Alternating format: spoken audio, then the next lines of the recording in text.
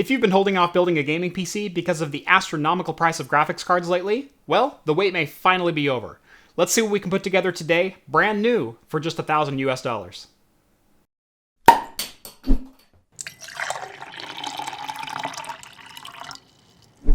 Welcome back to Craft Computing, everyone. As always, I'm Jeff. Now, like a lot of you, I've been really fed up with graphics cards and memory prices for about the last 12 months. Luckily, one of those has recently been solved, as within the last month, graphics cards are back in retail stores for retail prices.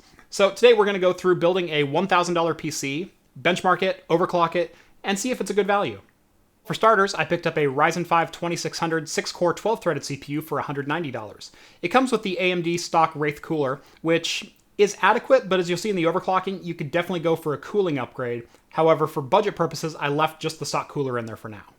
We'll be plugging that into an MSI ProVH Plus B350M motherboard. It's a micro ATX board, and while it only has 2 DIMM slots, it still allows for dual channel, and it's one of the cheapest B350 chipsets you can get, so we will be able to overclock our Ryzen 5 2600.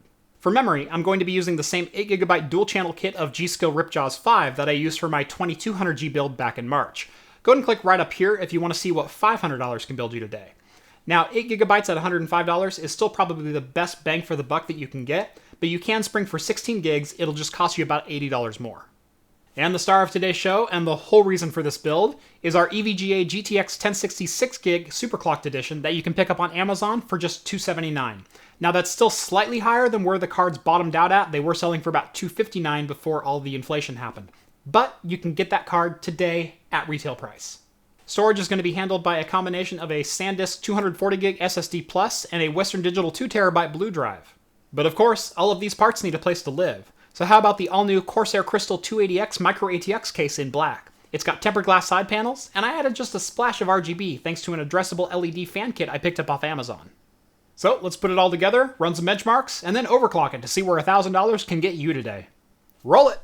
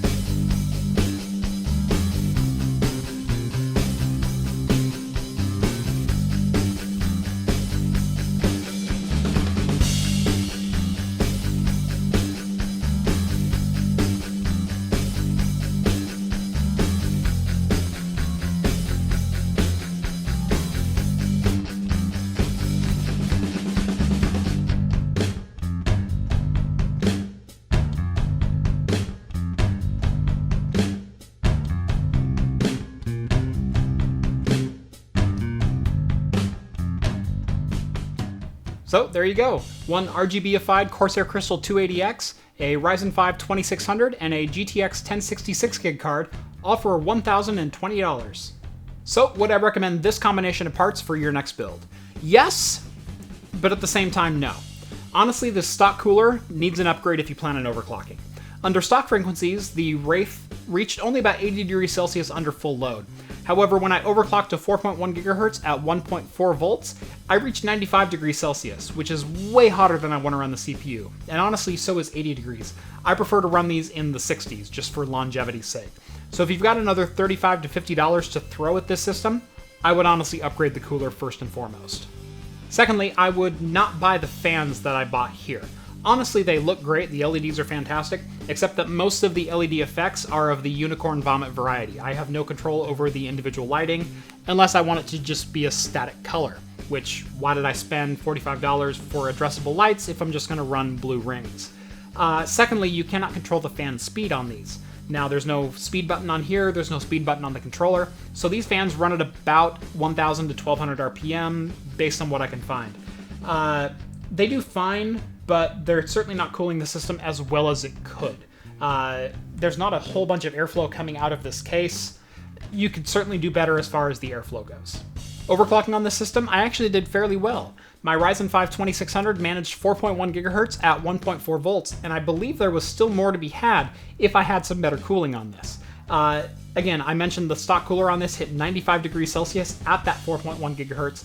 If I had better cooling, I actually had this system posting at 4.25 GHz, so room to grow if you want to spend a little bit of extra money.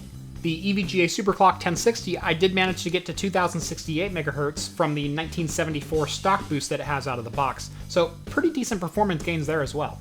As far as the rest of the system goes, if you have a little bit more money to spend, again, I would upgrade to 16 gigabytes of maybe a 3200 MHz speed memory.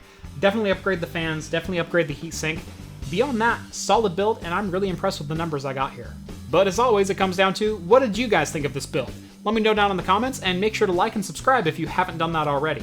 Be sure to follow me on Twitter @CraftComputing, and check out my weekly live show, Talking Heads, every Wednesday at 8 p.m. Pacific for the latest in beer and tech news. If you didn't catch my video on Friday, there are Threadripper build updates coming in. I did get my SwiftTech water block in, so water cooling is coming very soon to the system. Stay tuned to the channel if you're interested in that. And just like every other video, if you're interested in building a system like this for yourself, check out my Amazon affiliate links down in the description for direct links to the parts that I used. This build was so much fun, and this case is amazing. If you want to see a full video review of this case, I did one over at the Modders Inc. YouTube page. Go ahead and click right up here to see that. And as always, thank you all for watching, and I will see you in the next video. Cheers, guys.